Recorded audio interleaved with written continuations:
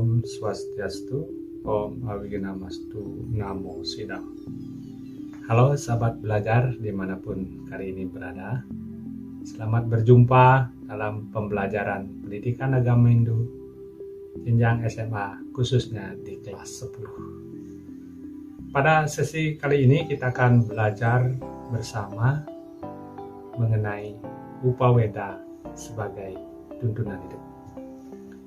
Mendengar kata Upaweda, pikiran kita tertuju pada kitab suci agama Hindu, yaitu Weda. Nah, bagaimana kedudukan Weda dan bagaimana Upaweda dikatakan sebagai tuntunan hidup? Mari kita simak video berikut ini. Pada pertemuan minggu lalu, kalian sudah belajar apa itu Weda. Bagian-bagian Weda, khususnya Weda Sruti. Pada pertemuan kali ini, kita akan mempelajari bagian Weda seperti khususnya Upaweda. Apa itu Upaweda? Upaweda berasal dari bahasa Sanskerta yang terdiri dari dua kata, yaitu Upa dan Weda. Upa berarti dekat dan Weda berarti pengetahuan suci. Jadi Upaweda yaitu dekat dengan pengetahuan suci atau kitab suci. Lalu, apa saja bagian-bagian dari Upaweda? Upaweda dibagi menjadi 7 bagian. Yang pertama adalah kitab Itihasa. Itihasa adalah sebuah epos yang menceritakan sejarah perkembangan raja-raja dan kerajaan Hindu pada masa lampau. Yang termasuk dalam kitab Itihasa adalah kisah Ramayana dan Mahabharata. Yang kedua, kitab Purana. Kitab Purana adalah kitab kedua dari Upaweda, yang di dalamnya menceritakan tentang kebiasaan yang berlaku pada zaman dahulu.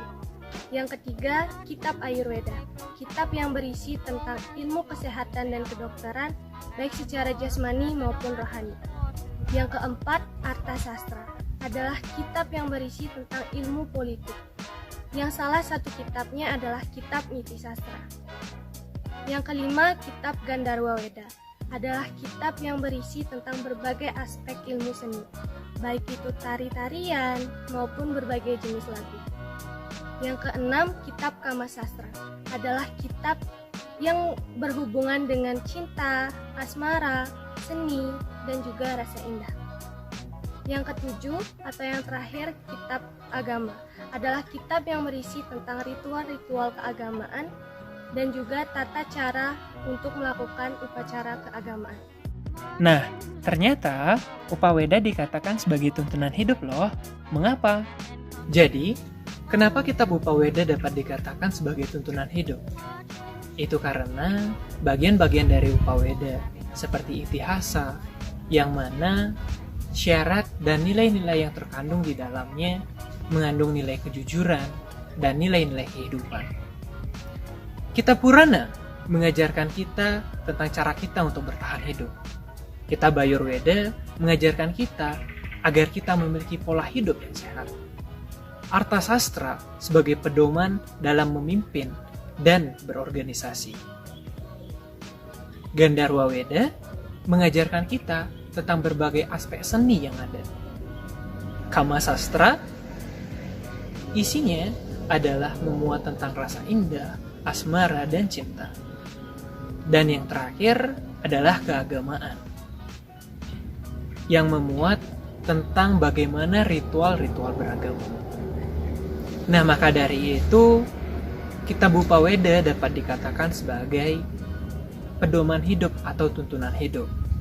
Karena semua bagian dari Upaweda memuat tentang hal-hal yang kita perlukan dalam kehidupan ini. Ya, tepat sekali apa yang disampaikan oleh sahabat kita dalam video tersebut, bahwasannya Upaweda merupakan tuntunan hidup sebagai umat manusia.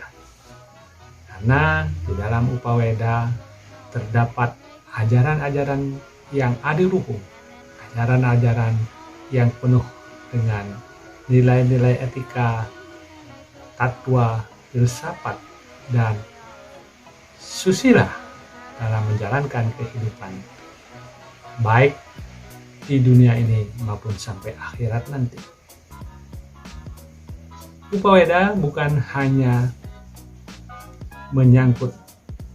mengajarkan tentang bagaimana tata cara menghubungkan diri dengan ide Sang Hyang Widiwasa, melainkan Upaweda mengajarkan segala aspek kehidupan, baik tatwa, susila, acara, yang berimplikasi pada kehidupan kita di dunia maupun di akhirat.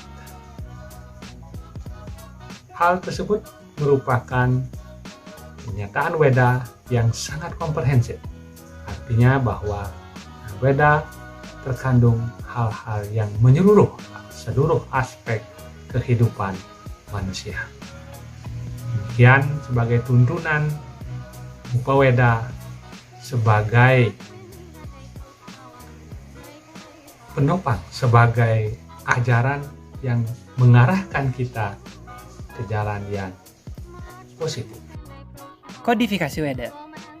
Weda dibagi menjadi dua bagian, yaitu Weda Sruti dan Weda Smarti. Weda Sruti terdiri dari mantra, Brahmana, dan Upanishad.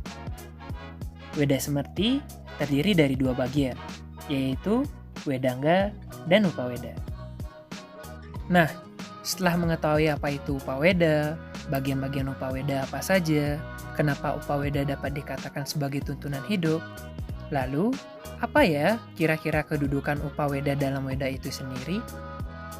Mengenai kedudukan Upaweda dalam Weda, dari materi isinya sudah sangat jelas, sesuai dengan artinya dan tujuannya serta apa yang menjadi bahan kajian dalam kitab Upaweda itu. Maka dari itu, Upaweda dikatakan memiliki hubungan yang sangat erat dengan Weda. Tiap buku merupakan pengkhususan dalam memberi keterangan yang sangat diperlukan dalam Weda. Maka dari itu, Upaweda memiliki hubungan yang sejajar dengan Wedanga. Baik, sahabat pembelajar dimanapun berada, demikian sekilas tentang Upaweda sebagai tuntunan hidup. Semoga ada manfaatnya bagi kita semua dan semoga kita dapat mengamalkan ajaran-ajaran yang terkandung di dalam Upaweda tersebut sehingga meresap dalam kehidupan kita sehari-hari dan dapat melaksanakannya dalam kehidupan kita sehari-hari sebagai pedoman dan tuntunan hidup kita.